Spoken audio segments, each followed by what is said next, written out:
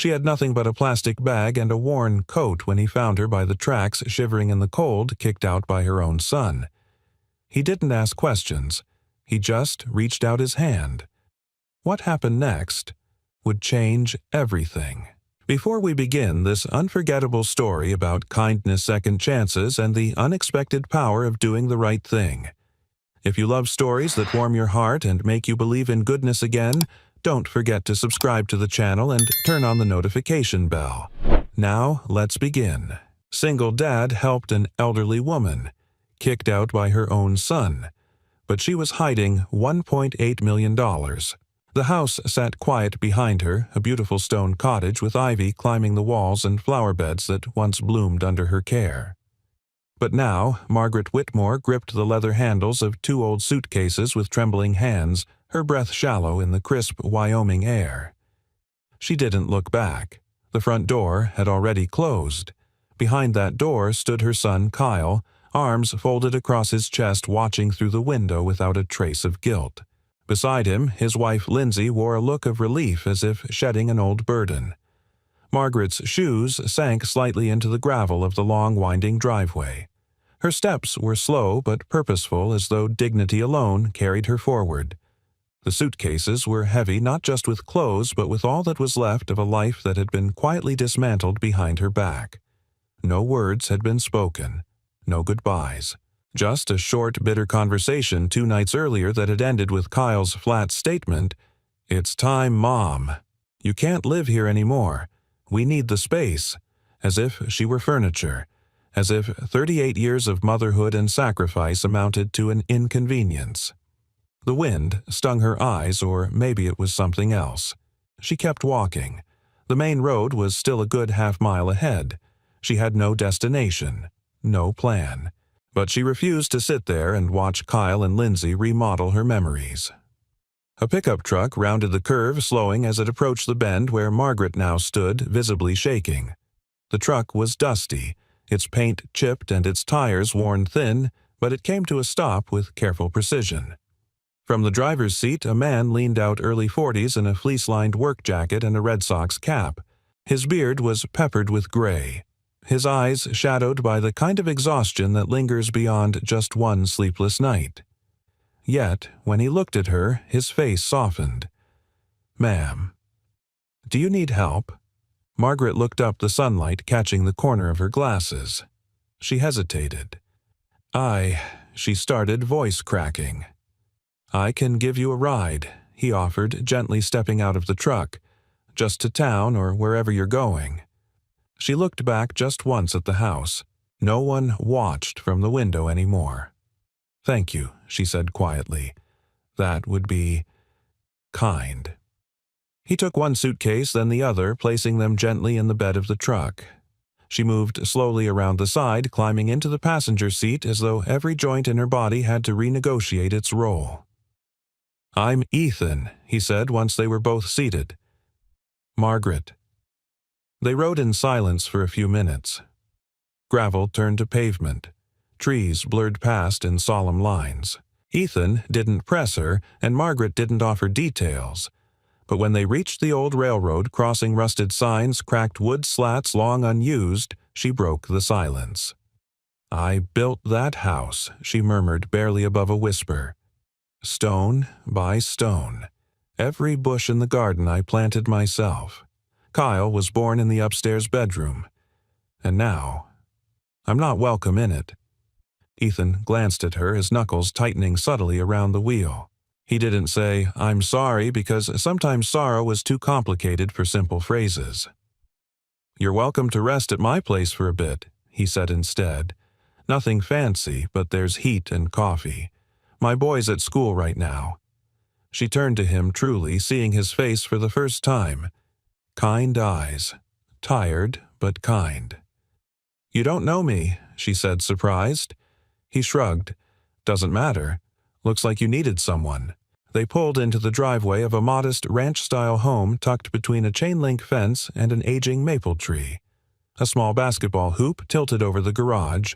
Toys sat piled in a corner of the porch. The lawn wasn't perfect, but it was swept. Lived in. Margaret stepped out slowly. Ethan unloaded her suitcases, carrying them up the steps without a word. Inside, the house smelled faintly of old books and cinnamon. The heater buzzed softly. A quilt lay folded neatly on the couch, and a framed drawing of a dog, childlike charming, hung on the refrigerator. "You can rest here," Ethan said, gesturing to the couch. "Noah, my son, usually does his homework there, but he won't mind." Margaret stood still for a moment. "I insist on paying you something," she said, "even if it's just for the night." Ethan shook his head. "Not necessary. I wasn't raised to take charity. I wasn't raised to let someone freeze on the side of the road." Their eyes met in a brief moment of mutual stubbornness. Then Margaret exhaled slow and long, like she was releasing something she'd held too long inside. She sat down, gingerly placing her hands on her lap. "I taught art," she said, more to herself than to him. 32 years. Children used to run into my classroom like it was the sunniest place in the school.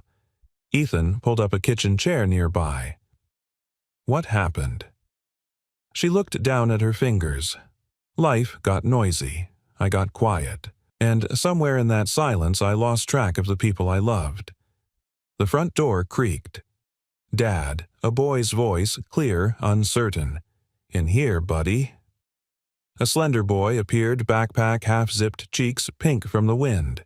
He paused when he saw Margaret blinking curiously. "This is Miss Margaret Ethan," said. "She's our guest." Noah walked forward, offered a small, polite wave. "Hi." "Hello," Margaret said, softly, offering him a warm, grandmotherly smile. Noah looked at her suitcases. "Are you staying long?" Margaret looked to Ethan, then back to the boy. "I'm not sure," she said, "but maybe. Just long enough." Outside, a wind picked up again, rustling the leaves across the porch. But inside the house felt just a little warmer. The next morning, light filtered through the pale curtains, brushing against the frayed edge of the couch where Margaret had slept. She opened her eyes slowly, half expecting to see the high ceiling of her former bedroom, the familiar creak of the window pane she loved to oil in spring. But this room was different, smaller, cluttered, real. The faint scent of burnt toast and cheap coffee wafted in from the kitchen. Somewhere nearby, a boy was humming off-key. She sat up, carefully smoothing her sweater and glancing around. A folded blanket lay over her shoulders. Someone had tucked it there during the night. In the kitchen, Ethan stood at the stove, flipping something in a skillet with one hand while balancing a lunchbox with the other. Noah sat at the table, his feet swinging a half-drawn robot in front of him. Margaret stepped in slowly, her presence quiet, but not unnoticed. "Morning," Ethan said without turning.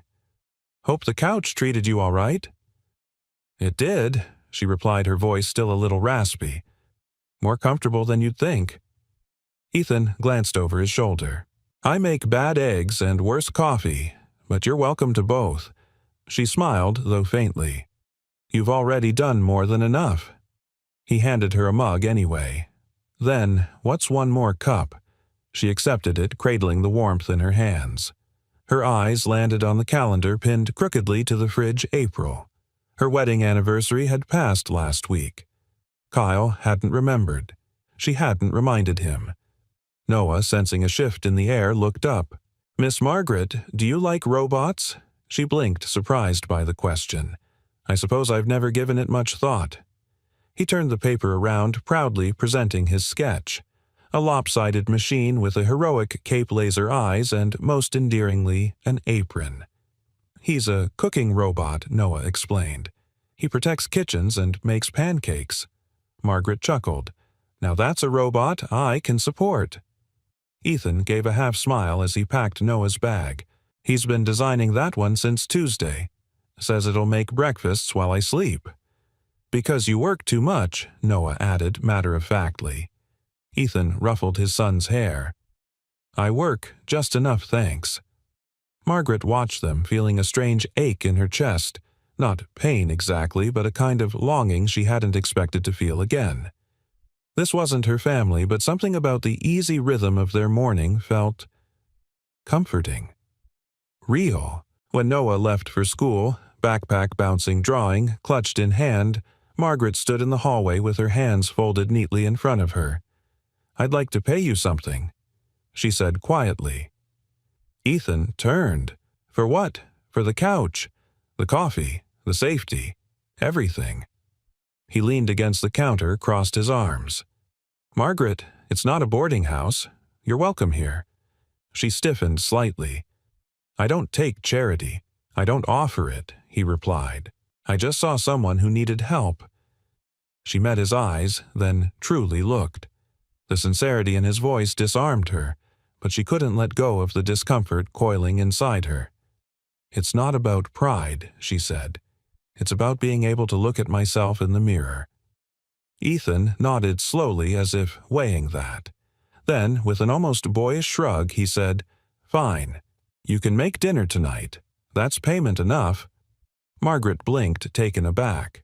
"I warn you," he added, "Noah's a picky eater." "Challenge accepted," she said. They both smiled for the first time, not out of politeness but genuine connection. The afternoon passed in a quiet rhythm. Ethan worked in the garage on a neighbor's old Buick. Margaret wandered the small house, memorizing its details. There was a shelf near the window lined with hand-painted stones labeled with dates. One said Noah's first day of school, 2019. Another, Mom's birthday. Rained all day. She didn't ask about that one. In the kitchen, she opened the cabinets methodically, inspecting what was available. Flour, a small bag of rice, a can of tomatoes dented. It wasn't much, but she had learned how to stretch a meal when her husband got sick and bills outweighed groceries. She worked quietly, kneading dough, simmering herbs. Her hands knew what to do. By the time Ethan stepped inside, the house smelled like rosemary and something he couldn't quite name, but it reminded him of Sundays before everything fell apart. He paused in the doorway, wiping his hands on a rag. "What is that chicken pot pie?" "Kind of." She glanced at the pie crust with modest pride, with some improvisation. Noah burst through the front door moments later, dropping his backpack with a thud. "It smells like Thanksgiving." They ate at the small kitchen table, the three of them crammed in tight, but laughing. Noah asked Margaret about art, about what it was like to be a teacher. Ethan mostly listened, watching how his son lit up in her presence, how Margaret's face softened each time Noah spoke. After dinner, Ethan stood to clear the table. Margaret reached for the plates, but he stopped her. "You already paid," he said, with interest. She looked at him for a long moment, then gave a small nod. That night, Margaret sat alone in the living room as Ethan tucked Noah in. She stared out the window toward the street, where shadows played across the pavement. Somewhere beyond that road was a house built with her own two hands, and a son who no longer saw her as anything but a burden. But in this small home among the mismatched chairs and squeaky floorboards, she felt something she hadn't felt in years. Worth. And for the first time since the front door slammed behind her, she let her hand rest on the armrest, leaned her head back, and whispered to herself, "You're still here." And she was. It rained softly the next morning, the kind of spring drizzle that made the porch smell like old wood and wet earth. Margaret stood by the window in the living room, her tea cooling in her hand, watching the raindrops race each other down the glass. The world outside was gray and quiet, gentle, almost forgiving. She hadn't slept much. Too many thoughts moved through her mind like shadows underwater. Still, there was a peace to this small house that soothed something inside her she hadn't realized was wounded. The silence here didn't feel heavy. It felt like breathing space. She turned when she heard the soft creak of a chair. Noah sat at the kitchen table, hunched over his sketch pad. His tongue peeked from the corner of his mouth in that way children have when they're fully focused, unaware of the world. The table was scattered with crayons, pencils, and scraps of old newspaper. Margaret crossed the room and peered over his shoulder. The boy had drawn a tree, tall, full, with crooked branches and a little swing hanging from the lowest limb. "That's beautiful," she said. Noah looked up, startled. "It's not done. I'm still figuring out how to draw wind." She smiled. "Draw the leaves in motion. Let the branches lean into the breeze.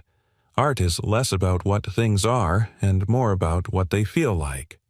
Noah blinked at her, absorbing every word. "Did you really teach kids?" he asked. "For a long time," she said, lowering herself into the chair beside him. "Back when chalk dust was a badge of honor and glue sticks weren't locked in drawers." He grinned. "You know," she continued, "I used to make picture books with my students. No words, just drawings that told a story." "Really?" Noah's eyes lit up. She nodded. "Sometimes stories say more when you don't fill in every blank." He flipped to a blank page. "Can we make one?" Margaret hesitated. Her hands were stiffer than they used to be, her lines less precise, but the boy's excitement was contagious. "All right," she said, reaching for a pencil. What should it be about a robot who finds something he didn't know he lost? Noah said without pause. Margaret turned to him, surprised. "And what does he find?" Noah shrugged, eyes darting away. "Maybe a friend." She said nothing at first, just placed her hand gently on his, guiding his fingers to sketch the outline of a robot standing under a street lamp. Later that morning, while Noah was at school, Margaret sat on the couch flipping through her purse. She was looking for a spare set of reading glasses when she came across a photo slipped between two folded napkins. It was old corners worn.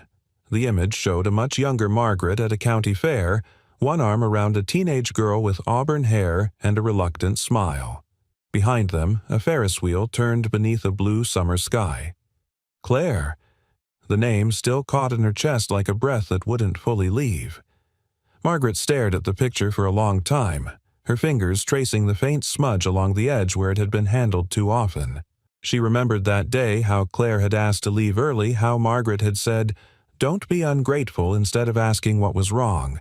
She had been so focused on holding her family together that she hadn't realized it was already falling apart. A sudden knock pulled her from the memory. Ethan stood in the doorway, wiping grease off his hands with a rag. "Truck's acting up again," he said. "Fuel line's loose." "You run a shop?" she asked, folding the photo back into her wallet. He shook his head. "Not really. Just fix what I can to keep things going." She looked at him for a moment, then said gently, "You're a good father." Ethan seemed caught off guard. He glanced down at the rag. "I try. It's hard. Some days I think I'm doing all right. Other days I wonder if Noah's just being strong because he has no other choice. That's how most kids survive," Margaret said quietly. He sat across from her, the distance between them filled with unspoken understanding. "You ever hear from his mom?" she asked, not out of curiosity but compassion.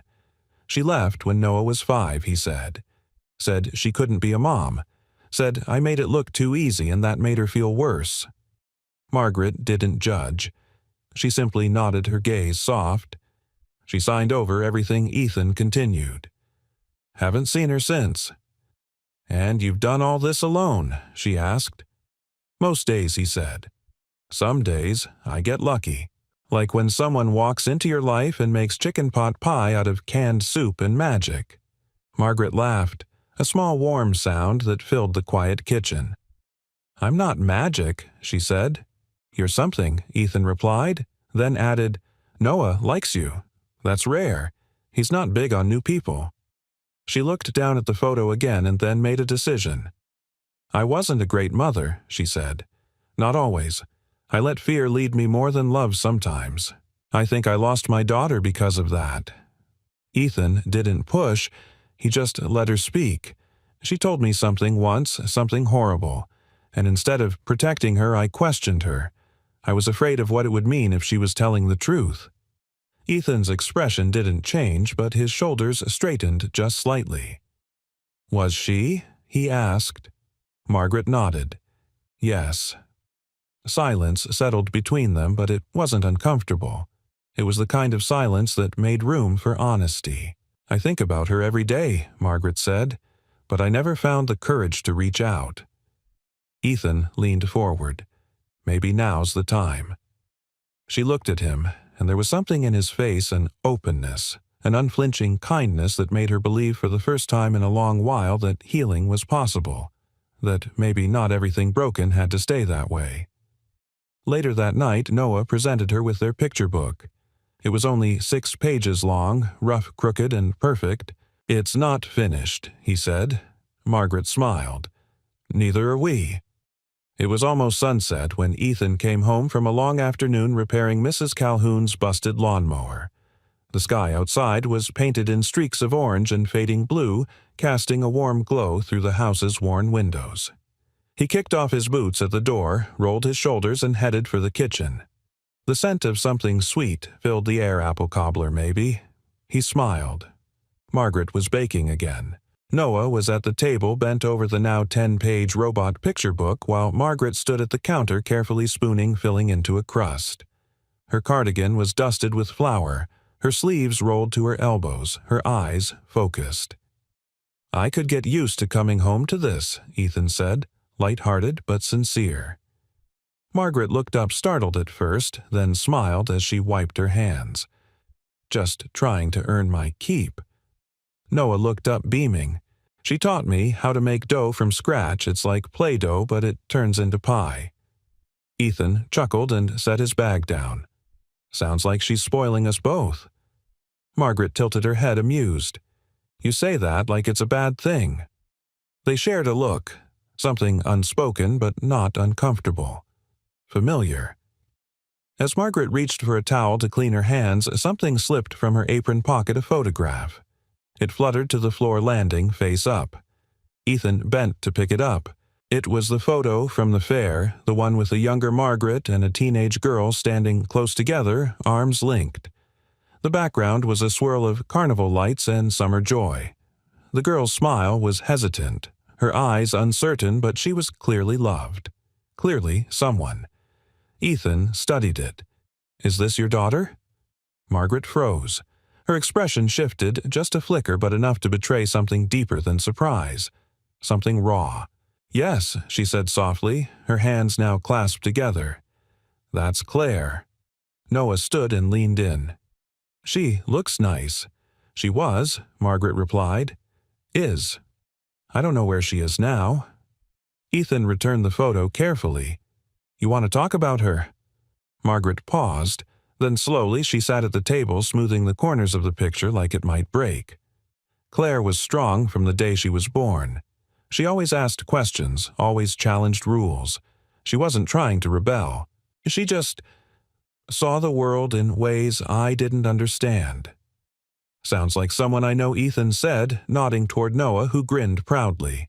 Margaret smiled faintly. Then her expression clouded. "One summer, Claire told me something no mother ever wants to hear, something terrifying, and instead of holding her, instead of believing her, she trailed off." I froze. I doubted her. Ethan didn't interrupt. He waited his silence an invitation rather than a burden. "She said her stepfather had touched her, that he made her feel unsafe in our home. And Margaret's voice cracked. I was so afraid of destroying what was left of our family, I told her we'd talk about it later. I never talked about it again." The room fell into a hush so quiet they could hear the ticking of the wall clock. I thought I was protecting her by keeping things normal. I thought time would soften what she said. But she left 2 weeks later. 17, a suitcase, and silence. I haven't heard her voice since. Ethan leaned forward, elbows on the table. "Do you think she'd want to hear from you now? I've wondered," Margaret said. "Every year, every birthday, every Christmas. I've picked up the phone 100 times. But what do you say after that much time? Sorry I didn't protect you. It's not enough. It'll never be enough." Noah was quiet listening.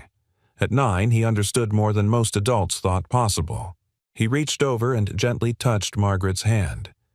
"Sometimes people just need to hear something." Margaret looked at him, eyes glassy. "She's successful now," she added quietly. "I read her name once in a regional business article. She runs a company. Real estate or consulting, I don't know.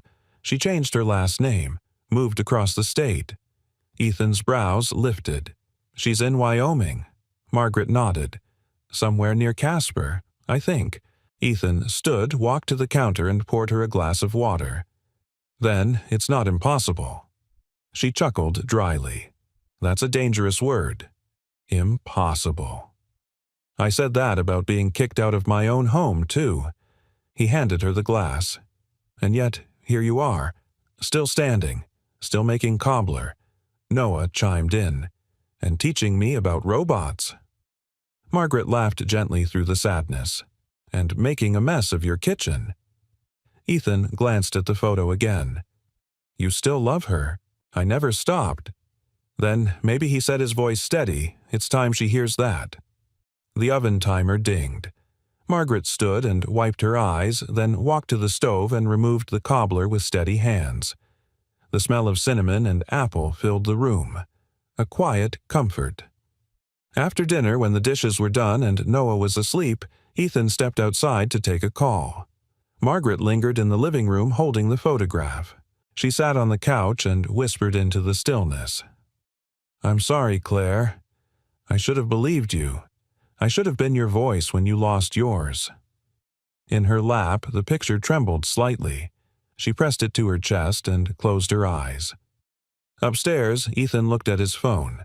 Something Margaret said lingered in his mind. A regional business article. He opened his browser and typed Claire Whitmore plus Wyoming plus real estate. The second result caught his eye. C. Whitmore & Co. Boutique Property Consultancy, Casper, WY. Underneath a press photo of a poised professional woman with auburn hair.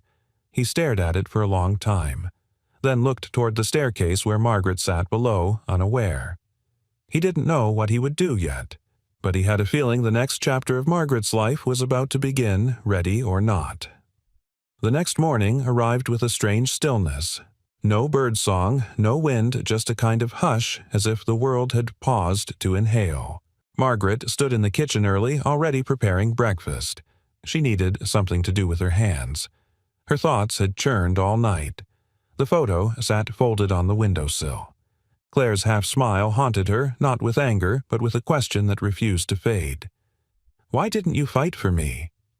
Down the hall, Noah's sleepy footsteps padded closer.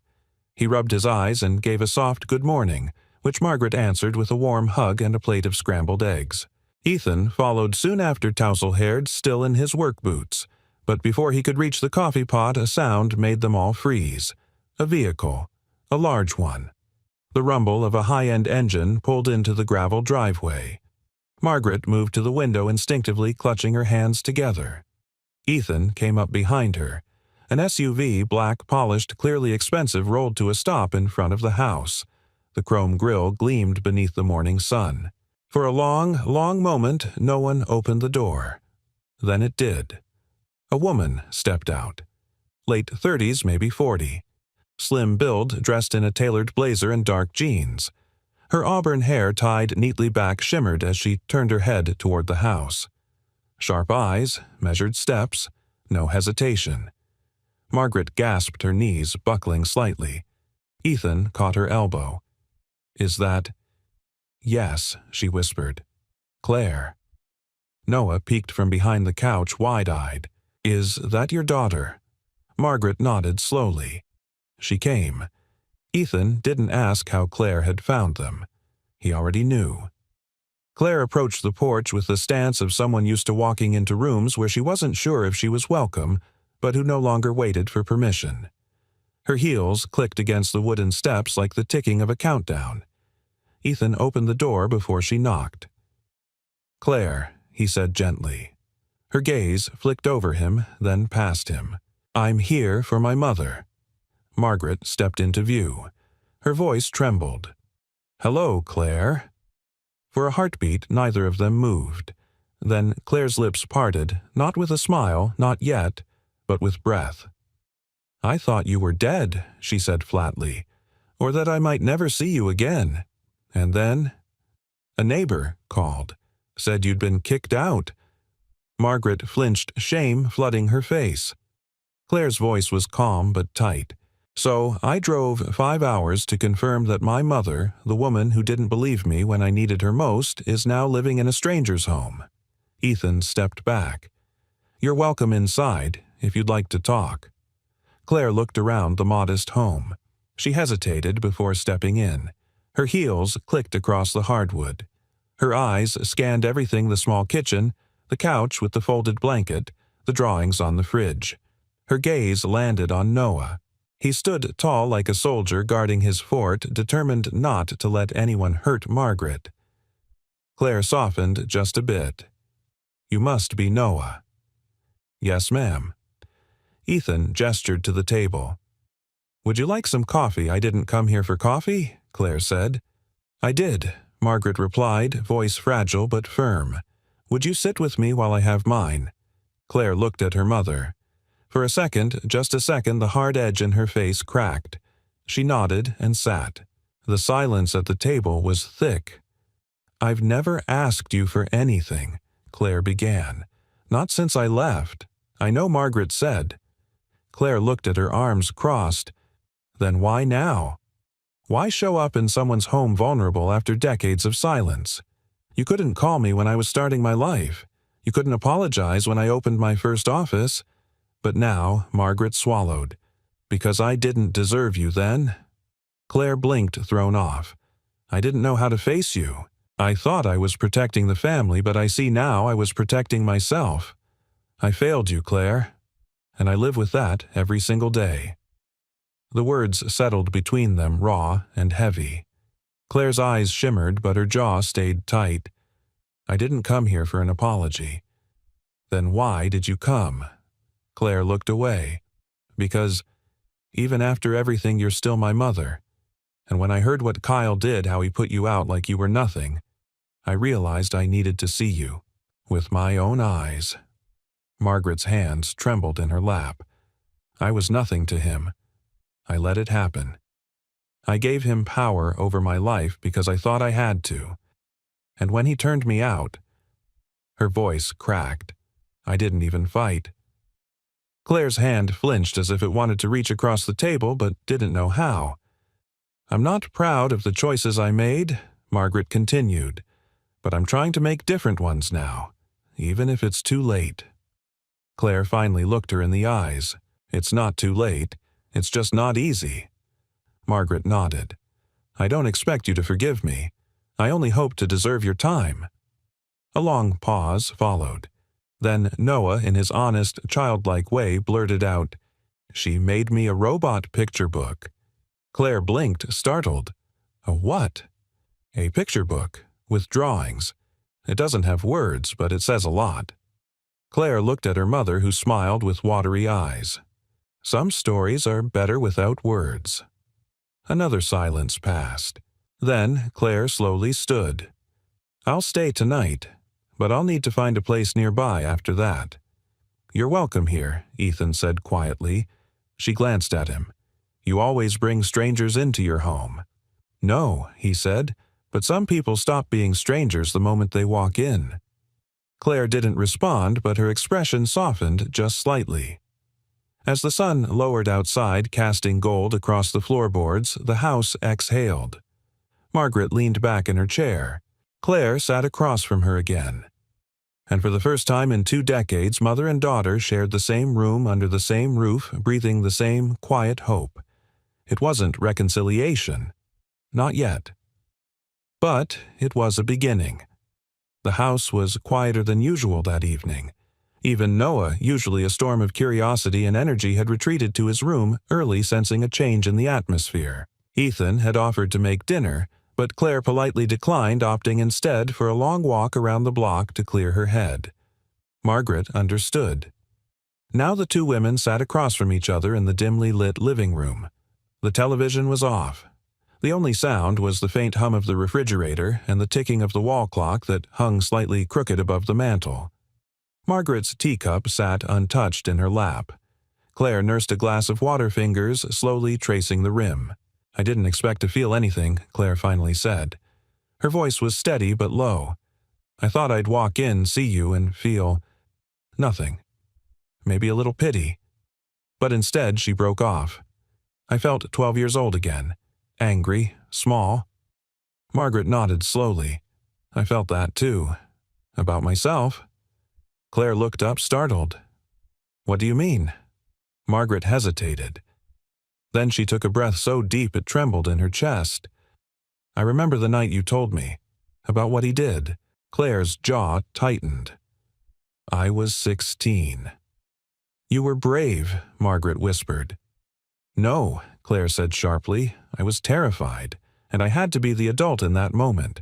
I had to be the one who spoke the truth, and I spoke it to the one person I thought would protect me. Margaret swallowed hard. And I failed you. Claire didn't reply. She didn't need to. The silence spoke volumes. I went into denial. Margaret continued. Complete, blinding denial. He was gone so much by then. Working late, traveling. I told myself I'd misunderstood. That you had misunderstood. That maybe you were exaggerating. I wasn't, Claire said. You know that now. I do. I knew it then, too deep down. But I couldn't face it. Her voice cracked. I was afraid. Of losing the life we'd built. Of breaking everything apart. And so, I stayed silent. And by doing that, I lost you. Claire looked away. Her eyes glistened, but she blinked rapidly, refusing to let them fall. I used to wait for you to call, she said. For years. On my birthday, holidays, graduation. I told myself every year, this is the one. She'll reach out. But the silence kept growing until I convinced myself, you must have chosen him. No, Margaret said firmly. I didn't choose him. I chose fear. And I have regretted it every single day since. Claire's voice broke slightly. Then why didn't you come for me? Margaret was quiet for a long moment. Then, softly. Because shame is louder than love when you let it grow unchecked. The words hung between them like thick fog. And yet, something shifted in Claire's face. Not forgiveness, not yet, but understanding. Maybe the beginning of empathy. Margaret leaned forward, hands shaking slightly. I kept your letters, every one, even after you stopped sending them. I read them until the ink faded. Claire frowned. You never responded. I didn't know how. What could I say that wouldn't sound like an excuse or worse, pity? You could have said, I believe you now. That would have been enough. Margaret's breath caught. I believe you, Claire. I believed you too late, but I do. I did. And I am so sorry for every second I made you carry that pain alone. Claire's shoulders stiffened. She turned away, swiping at her cheek. You sound different now. Margaret nodded. Because I am. Being discarded by your son has a way of teaching you what you refuse to learn. Kyle used me for years, and I let him because I thought it made up for losing you. But all it did was make the loss permanent. Claire stared at her, silent. I came here because I had nowhere left to go, Margaret continued. But staying, that was because of Ethan and Noah, and because I started to see myself as more than the mother who failed. I started to believe I might still have something left to offer. Claire's eyes softened. You do. Margaret let out a long, shaky breath. They sat like that for several minutes. Two women, once mother and daughter, then strangers, now something tentative in between. I don't know if I can forgive you, Claire said honestly. Not yet. I understand, Margaret said. Forgiveness isn't a door you walk through. It's a path. I'll walk it as long as you let me. Claire let her gaze drop to the floor. Then she nodded. Slowly. Margaret rose from her chair and stepped toward the old bookcase in the corner. She pulled out a folder, worn and faded, and handed it to Claire. Inside were drawings, letters, school certificates, all Claire's, even a tiny scrap of cloth, part of her first dance recital dress. I couldn't throw them away, Margaret said. Claire opened the folder, fingers grazing the familiar paper. Her lips trembled. I used to think you forgot me, she whispered.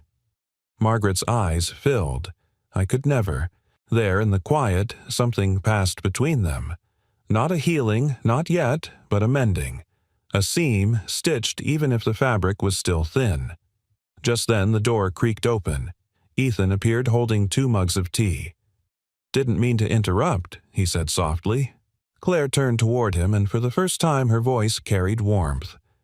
"You didn't." He handed them the mugs and sat in the chair beside Margaret. Claire sipped slowly. "Your house feels different than I expected." Ethan chuckled. "Most things do once you're inside." Claire looked over at Margaret, her eyes steady now. "I'll stay through the weekend. We can talk more then." Margaret's lips trembled. "I'd like that very much." The wall clock ticked. The rain had started again outside. But inside the house something had shifted quietly, permanently. A corner turned. A wound not yet healed but no longer ignored. Forgiveness might take time. But love, Margaret realized, was a decision you made every day, even if you'd failed the day before.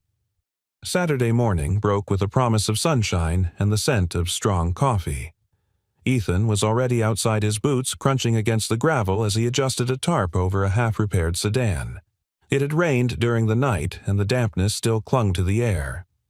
Inside the house, Noah and Margaret sat at the kitchen table bent over a new page of their wordless picture book. Claire stood in the doorway, a mug of tea in hand, silently watching them both. The tenderness of the moment, and the quiet skill with which Margaret guided the boy's hand across the page. She didn't say anything. Instead, she turned and walked through the screen door, letting it close gently behind her. Ethan looked up from beneath the hood of the car, wiping his hands on a towel slung over his shoulder. "Sleep. Okay." Claire nodded, hugging her mug. "Better than I expected. Your couch has more personality than half the hotels I've stayed in." He chuckled. "It sags a bit, but it's honest." They stood in a comfortable silence for a moment, the sun climbing slowly above the rooftops of the sleepy town. Birds chirped somewhere in the distance. Claire took a sip of tea. "Can I ask you something?" she said, glancing sideways at him. "Shoot. Why did you let her stay?" Her tone wasn't accusatory, just genuinely curious. A stranger? No background check. No guarantees. Ethan leaned against the truck arms, folded, thinking. "Honestly, I saw someone who needed help. Someone who reminded me of my mom in her last years. Tired, proud, but still fighting to keep something inside from breaking." Claire looked down at her mug. A lot of people would have looked the other way. "I've been on the other side of the other way," he said simply. "When Noah's mom left, things got real quiet around here. People don't know what to do with men who raise kids alone. They assume you'll fail. Some even hope you will." Claire studied him for a moment. "But you didn't." He smiled faintly. "Noah gave me something to show up for. Every day, even when I didn't feel like I had anything left to give." Claire took another sip, then glanced back toward the house. "She's changed," she said. "My mother. There's still guilt under her skin, but she's softer, like something cracked open." Ethan nodded. "I've seen it." "I didn't think I'd feel anything but anger when I saw her again," Claire admitted. "But then I saw her teaching Noah to draw a kite, and I couldn't breathe for a second. It was like seeing a version of her I only remembered in pieces." "She's trying," Ethan said. "I don't think she knows how to fix the past, but she's not running from it anymore." Claire nodded slowly, then turned to him. "What about you?" He raised an eyebrow. "What about me?" "You took us both in. Me, with all my suspicion. Her, with all her pain. And you never asked why. Why we were broken. Why we stayed." Ethan smiled, but it was gentle, almost sad. "Some people ask because they're curious. Others ask because they need reasons to walk away. I don't ask because I believe in showing up first. The rest comes later." Claire was quiet for a beat. Then she asked softly, "And what if the rest never comes?" Ethan shrugged. "Then you still did the right thing. That counts." She looked at him, something shifting in her expression. Admiration, perhaps. Or respect. Maybe both. "You're a strange man, Ethan Miller. I hear that a lot," he said, grinning. They both laughed, and for the first time it wasn't strained. Claire felt her shoulders relax. Back inside, Margaret and Noah had finished their drawing. It showed a robot kneeling in a garden planting seeds beneath a sky stitched with stars. It was simple and imperfect, but it carried a depth neither of them could fully explain. Claire stood in the doorway and watched them. Watched how her mother gently brushed Noah's curls away from his eyes. How the boy leaned into her without hesitation. It stirred something inside Claire, a pang, yes, but also a pull. Margaret noticed her and smiled. "Want to help us finish the last page?" Claire hesitated. "I haven't drawn in years." Margaret offered her the pencil. "Then you're overdue." She sat, slowly, took the pencil, and began to sketch hesitantly at first, then with a growing confidence. The picture they created together was of the robot, older, now dented in places, standing under the moonlight beside a tree. The same swing from the earlier pages hung from one of its branches. A child was asleep at the base, and the robot stood watch its hand gently resting on the child's shoulder. No words, just feeling. When they were done, Claire leaned back and stared at it. "It's not perfect. Nothing good ever is," Margaret said. That night, as the last of the sunlight dipped below the hills, Ethan stood by the back porch looking up at the sky. Claire joined him, arms crossed over her chest, quiet for a long while. "You said earlier," she began, "that you show up first." "I did." "Well." She paused, choosing her words carefully. "For what it's worth, I'm glad you did. For her. For me. For Noah." He looked at her and nodded once. "Me too." In the stillness, a breeze stirred the trees, and in that moment Claire felt something lift. Not all the weight, not all the pain, but enough, just enough to stay, just enough to hope. It was past midnight when Ethan woke to the sound of something heavy hitting the floor. At first he thought it might have been the wind. Wyoming spring nights were notorious for sudden gusts. But the second thud was unmistakable, sharp, human. He swung his legs over the bed and was halfway down the hallway when Noah's bedroom door creaked open behind him. "Dad." "It's okay, buddy," Ethan said quickly. "Go back to sleep." But his voice didn't hide the edge in it, and Noah knew better than to ask twice. Ethan turned the corner into the small hallway between the kitchen and bathroom, and there, on the cold tile floor, Margaret lay crumpled, one hand still reaching for the bathroom light switch. "Margaret," he dropped beside her. Her eyes fluttered open, clouded and distant. Her lips moved, but no sound came. "Don't try to talk," Ethan said gently. "You hit your head. I'm calling an ambulance." She reached up weakly, fingers brushing his sleeve. No hospital, just dizzy." Ethan's voice dropped. "You need to be checked out. That's not negotiable." She didn't fight him. Claire was already down the stairs when the paramedics arrived. Her hair was a mess of loose strands, and worry her face pale in the porch light. She stood frozen as they loaded her mother onto the stretcher, but when Margaret reached for her hand, she clutched it like she might lose her again. "I'll ride with her," Claire told Ethan, her voice shaky but resolute. "I'll meet you there."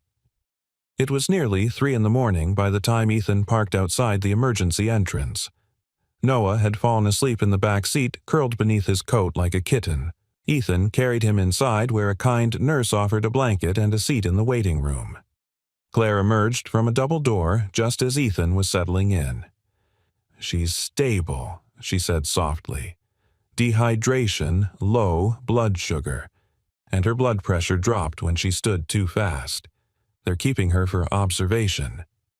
Ethan nodded, the tension in his chest easing just slightly. "Is she awake?" Claire nodded. "She asked for you?" He blinked, surprised. "I think she wants you to hear something." Ethan handed Noah's sleeping form to the nurse and followed Claire through the quiet hall. The room Margaret occupied was small and dimly lit, monitors blinking quietly beside her. She looked fragile, even smaller than usual, swallowed by the hospital bed. But when she saw Ethan, her eyes lit up. "I didn't want to scare him," she whispered. "You scared all of us," Ethan said gently, pulling up a chair. Claire stood at the door, not intruding, but listening. "I didn't eat all day," Margaret admitted. "I was afraid if I sat down with Claire I'd say the wrong thing. So I stayed on my feet, baking, cleaning, thinking." Ethan took her hand. "You don't have to explain." "I do," she said, "because you're the reason I had the courage to reach out to her." He looked down embarrassed. "I didn't do anything." Margaret squeezed his fingers. "You did everything. You gave me a place where I could be. You didn't demand anything. You let me come undone without judgment." She turned to Claire, "And because of him I remembered who I used to be. Before I was afraid. Before I hid behind silence." Claire stepped inside, now closer, her arms crossed against the chill in the room. Margaret looked between them. "There's something you both should know." Ethan raised his eyebrows. Margaret took a breath. "Years ago, after Claire left, I couldn't face what happened, but I also couldn't live with myself. I went to see a lawyer, drew up something I never told anyone about." Claire frowned. "What kind of something?" "A second trust," Margaret said. "One that bypassed Kyle completely. I didn't tell him. I didn't even fund it all at once, just slowly, quietly. It's modest compared to what he got, but it's mine, and I kept the documents in a safety deposit box along with a letter." Claire's eyes narrowed. "What kind of letter?" Margaret looked at Ethan. "A letter to you, Claire. One I never sent." The room was silent. Claire's voice came soft, cautious. "Why now? Because I nearly died tonight," Margaret said, not melodramatic, just honest. "And if I had, I don't want my last act on this earth to be silence. Not again." Claire stepped to the edge of the bed. "Where is it?" Margaret fumbled weakly under her pillow and pulled out a small, tarnished key. "Wells, Fargo. Main branch. Box 1326. Claire took the key, her fingers trembling. She stared at it as if it weighed more than gold. "I don't know what to say," she whispered. Margaret smiled. "Then don't say anything. Just take the first step." Ethan stood and kissed Margaret's forehead gently. "Get some rest. I'll take Claire in the morning." Claire looked at him with new eyes. "Why are you helping us?" He tilted his head. "Because helping is the only thing that ever made sense to me." They left the hospital, quietly stepping into the early dawn. Light was just beginning to stretch across the parking lot, brushing the edge of the horizon with lavender. In the car, Claire looked out the window, then finally said, "My mother used to say, nothing good ever happens after midnight." Ethan started the engine. Maybe she's wrong. Claire turned to him. Maybe she said. Or maybe something good finally did. The sun had barely risen when Claire found herself standing in the downtown branch of Wells Fargo, the worn brass key Margaret had given her warm in her palm. The air inside the bank was crisp and sterile, but her pulse felt loud in her ears. Too loud for the quiet lobby, too loud for the sleepy woman behind the counter who barely blinked as she checked the key and led Claire to the vault. A second later, the safety deposit box was in front of her. Plain. Unremarkable. But it might as well have been the lockbox of her entire childhood. She opened it with a slow, deliberate breath. Inside was a sealed envelope with her name written in careful, familiar script and a brown file folder with a small blue ribbon tied neatly around the middle. Her fingers trembled as she picked them up. The envelope smelled faintly of lavender, like the sachets Margaret used to keep in the linen closet. She sat at the small privacy table, peeled back the flap of the envelope, and began to read. "My Claire. If you're reading this, then maybe. I finally found the courage I never had when you were 16. Maybe life broke me down enough to make room for something honest, something whole. I can't undo what I didn't do. I can't go back and believe you when I should have. But I can tell you now as clearly as I know how I believe you. I believe you with every cell in my body, and I am sorry beyond what any apology can hold. I gave everything to your brother thinking I owed him for staying. But it turns out the one I owed most was the one I drove away. You. So this small thing, this trust is not a bribe. It's not an attempt to buy back time. It's a thank you for surviving, a recognition of your strength. It's me, finally truly saying I see you, and I am proud of you. If I never get the chance to say it face to face, then let this letter be my voice in the room. Let it tell you that you were right, that you mattered, that you still do. Love, Mom. Claire's breath caught. A tear rolled down her cheek before she could stop it. She read the letter again twice before she opened the file folder. Inside were notarized documents, the establishment of a private trust under Claire's name dated almost 15 years ago with incremental deposits made over time. The balance was noted in a recent bank summary, $1.8 million. Claire's heart skipped. She wasn't a stranger to money. She had built her own firm from the ground up. She'd managed portfolios larger than this, but this wasn't just money. It was proof. It was a seed planted in silence, grown in guilt, but meant for something more. It was love in the only language her mother had known how to speak for years, provision care, sacrifice. And this time it had come with the words she had needed most. They didn't talk on the ride home. Ethan knew better. He let the silence breathe, let her process. She sat in the passenger seat, staring out the window, clutching the folder like it might vanish. When they reached the house, Margaret was already home from the hospital, resting on the couch with Noah curled up beside her, flipping through a book of state birds. Her face still carried a touch of pale exhaustion, but her eyes lit up when Claire walked in. Claire didn't speak at first. She crossed the room, slowly sat on the coffee table, and looked her mother straight in the eyes. "I read it," she said softly. "The letter. The documents. All of it." Margaret nodded, her throat working as she tried to speak. "I meant every word. I know Claire said, and I needed to hear them more than I realized." She reached for her mother's hand. "Thank you for seeing me." Margaret's eyes brimmed. "You're the strongest person I've ever known." Claire smiled through her tears. "I had to be." They sat that way, hand in hand, across the chasm that had once seemed impossible to cross. Now, somehow it felt less like a canyon and more like a bridge. Ethan stood by the doorway, watching the moment unfold with quiet reverence. He turned away to give them privacy, but not before Margaret called softly, "Ethan." He turned. "There's one more thing I need your help with." That afternoon, the three adults sat at the kitchen table, papers spread out before them. Margaret spoke first. "I want to use part of the trust, what's left, to start something here. Something that outlives me." Claire looked up. "You don't have to. That's yours." Margaret shook her head. "It's never really been about money. It's about making something right. There are kids in this town who slip through the cracks, families that fall apart quietly the way we did. I want to build something that helps them hold on." Ethan leaned forward. "What are you thinking?" Margaret glanced at Claire. "A foundation, scholarships, art programs, support for single parents. Something built on kindness, something that says, 'We see you.'" Claire exhaled slowly. "I know someone who can help us structure it properly. I'll drop the paperwork." Noah walked in just then, holding a stack of drawings. "Can we call it The House Behind the Tracks?" he asked. "Like in the storybook." Margaret looked at him, her heart full. "That sounds perfect." Ethan smiled. "I'll handle the plumbing."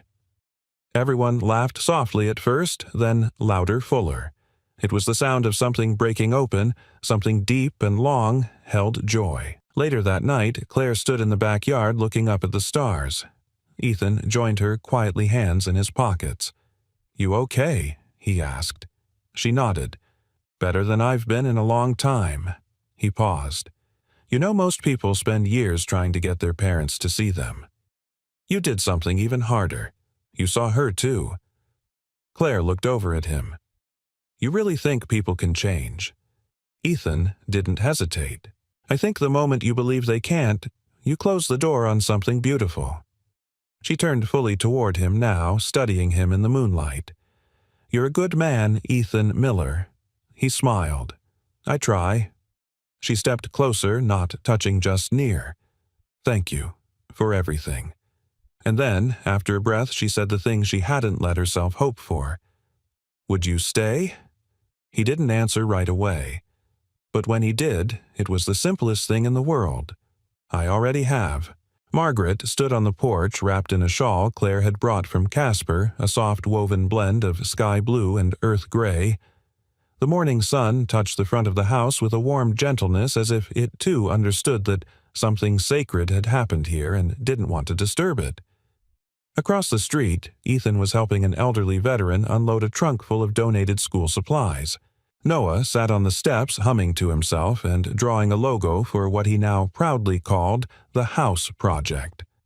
Claire emerged from the house holding a folder tucked under her arm. She looked rested, but more than that lighter, like a woman who had laid down a burden she'd carried too long. Margaret turned to her. Did the paperwork go through? Claire smiled, filed and approved. As of this morning, the Whitmore Family Foundation is officially recognized as a nonprofit entity in the state of Wyoming. Margaret exhaled her hand over her heart. I never thought I'd live to see something good come from all of it. Claire stepped beside her. Sometimes we have to walk through fire before we can light the way for someone else. They watched Ethan laugh with the veteran gently moving boxes as though they weighed nothing at all. Margaret's voice was quiet. He reminds me of your father. The version I wish he had been. Claire looked down at her feet. I stopped believing men like Ethan existed. I stopped believing I deserved to meet one. Margaret replied. Claire turned. Do you think he knows how much he's changed all of us? I think Margaret said he'd say he didn't do anything special. That's how you know it's real. Later that afternoon, the kitchen table became the planning hub for what would become the first community project under the Foundation's wing, a Saturday art program for kids in the local foster system. Margaret would teach watercolor. Claire would handle the legal structure and logistics. Ethan had offered the garage space for hosting the sessions until they could afford a real studio. Noah named it Brush and Belong. Ethan grinned when he heard it. Catchy. It has to be. Noah said, kids need to feel like they belong the second they walk in the door. Claire looked at him, eyes soft. You're going to make a great man someday. Noah beamed. I've got good examples. Margaret watched them, a warmth blooming in her chest that had nothing to do with the cup of tea in her hands. For the first time in years, she felt part of something not by title, not by obligation, but by heart. As the sun began to lower, casting golden light across the worn floorboards of the house, Ethan leaned back in his chair and looked at Claire. You're staying. The question was simple. No pressure, no expectation. Claire met his gaze. Not just staying. I'm building something here. Their eyes held for a long moment. Later that night, the house was quiet. Margaret sat in the living room with a thick journal in her lap, one she had never dared to start until now. Across the room, Claire dozed off on the couch with a book open across her chest. In the corner, Noah had fallen asleep with crayons still in his hand, the paper beside him filled with a drawing of a tree, a swing, and 3 stick figures beneath it. Ethan stood at the doorway watching them. His heart was full in a way he hadn't known was possible outside of fatherhood. He walked quietly toward Margaret and crouched beside her chair. You all right? He asked. She smiled. I'm more than all right. They sat in comfortable silence for a moment until Margaret whispered, You saved me. Ethan. He shook his head. No, I just didn't walk away. She reached for his hand, her grip surprisingly steady. Sometimes that's the same thing. The next morning, Claire woke early and brewed the coffee. She stepped outside to find Ethan fixing the porch railing again. He looked up, smiled. Thought you weren't a morning person. I'm learning new things about myself. she said, leaning on the post beside him. Like how good it feels to stop running. He nodded. You're good at staying. I had to be, she said. For her. And now, maybe for me too. They stood there for a while, the kind of silence that feels less like nothing and more like everything. Then Claire turned to him. I've been thinking, she said. About what's next? Ethan paused, waiting. I want to invest some of the trust into the foundation, yes, but I also want to renovate this house, turn the back lot into a community garden, maybe even build a permanent studio space. Ethan raised an eyebrow. That's a lot of work, Claire smiled. Lucky I know a man who's good with his hands. He chuckled. You planning to pay him in cobbler and iced tea? She stepped closer. No, she said. I plan to thank him every day. Her hand brushed his fingers, curling gently around his palm. His grip closed around hers, firm and warm. And in that touch, quiet and deliberate, something unspoken passed between them. Not a confession, not a promise, but a recognition. Of what had been built here. Of what was still growing. Of how a broken home had become a sanctuary. Not because it was perfect, but because the people inside had chosen to heal. Together. And outside, the house stood tall behind the tracks just as it always had. But now it had a name, a purpose, and finally, a future. Autumn came early that year. The air in the small Wyoming town turned crisp before September had fully arrived, and the maples along the narrow streets blushed red and gold like they were holding their breath for something beautiful. At the edge of town, behind the old railroad tracks, the once weathered house stood taller, brighter. A fresh coat of paint covered the siding, white with dark green trim. New planters lined the porch railing, each one filled by children's hands with petunias and marigolds. The yard was tidy, but more than that, it was lived in loved. A hand-carved sign hung from a post at the front gate. The house where goodness lives inside. Laughter rang through the kitchen. Okay, who spilled glitter in the pancake batter? Ethan asked, grinning at the sparkly swirl in the mixing bowl. Noah raised his hand sheepishly. It was for the art box, but the lid came off. Claire, seated at the table with two neighborhood girls working on self-portraits, chuckled. Looks like we'll have sparkly waffles today. Margaret wiped her hands on a towel and leaned against the doorway, watching the scene with eyes full of quiet awe. She had never imagined this kind of life at her age, one not defined by regret, but by redemption. The Brush and Belong Saturday program had grown faster than anyone expected. What started with a folding table in the garage had become a hub of color and creativity. Children from all walks of life came each week to draw, to paint, to speak through images when words were too fragile. Parents lingered longer after drop-off now. Some asked about volunteering. Others simply stayed for coffee on the porch, grateful for a place that made everyone feel seen. Margaret stepped outside with a tray of mugs. Claire followed, and the two sat together on the steps, the morning sun warming their backs. You know, Claire said, I used to think a house was just a structure, something you escaped from or bought your way into. But this place, it's more than that. Margaret smiled. Because of what we built here. Claire nodded. Because of who we became here. They sat in silence for a moment, the good kind. The kind filled with understanding, not absence. Margaret reached over, placed a hand gently over her daughter's. Thank you for giving me the chance to be better. You chose to be better, Claire replied. You just finally let someone witness it. Inside, Ethan called out waffles and 5 glitter optional. Claire laughed. We should go save the kitchen. Margaret shook her head. Let them make a mess. That's how good things start. Later that afternoon, they gathered beneath the large oak tree in the backyard. A new bench had been added there with a small plaque that read, In honor of second chances. Noah climbed into Ethan's lap, showing him a new drawing, a robot with a heart bigger than its chest arms, wide open, surrounded by children. His name is Mend Noah, explained proudly. Because he doesn't fix machines, he fixes people. Ethan met Claire's gaze across the bench, and she smiled. "I think he looks familiar," she teased. Margaret leaned her head against the backrest. "We should frame that one. We should frame a lot of things Ethan said, like the moment this house stopped being broken." Claire nodded, and became something sacred. As the sun began its descent, casting soft amber light through the leaves, they remained there together, 3 generations imperfect and healing. Margaret stood eventually moving with slow but steady steps and went inside.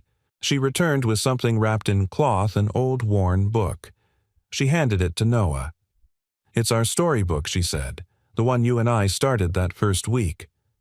Noah's eyes widened. "You kept it?" Margaret nodded. "And I finished the last page." Noah unwrapped it carefully. The final drawing showed the robot standing before a small house tucked behind railroad tracks, its arms around a boy, a woman, and an older lady with silver hair. Above them in the sky were words written in delicate script. "Here lives the kindness that changed everything." Noah looked up, blinking hard. "It's us." "It always was," she said. Ethan reached over and rested a hand on Margaret's shoulder, steady and sure. Claire's eyes glistening whispered, "That's the best ending I've ever read." Margaret smiled. "It's not an ending, sweetheart. It's just a beautiful new beginning." Even as twilight fell and the crickets began their soft chorus, no one moved right away. There was nothing urgent pulling them, no unfinished conversation, just the quiet contentment of being exactly where they were meant to be. And when the porch light flicked on, casting a soft glow across the front yard and illuminating the sign that now welcomed the whole town to come, the house didn't just look like a home, it felt like hope. A place reborn not from wealth or design, but from simple acts of goodness held together by truth, trust, and love. The kind of love that doesn't arrive with fanfare, but with open doors. And the kind of healing that starts not when someone says, "I forgive you," but when someone decides to stay, even when they don't have to. Especially then. Where are you watching from? We love hearing from our viewers around the world. Drop a comment and let us know your thoughts on today's story. If this touched your heart or reminded you of the power of kindness, be sure to hit that subscribe button and join our growing family of story lovers. Thank you so much for spending your time with us. Until next time, stay kind, stay hopeful, and keep believing in the good.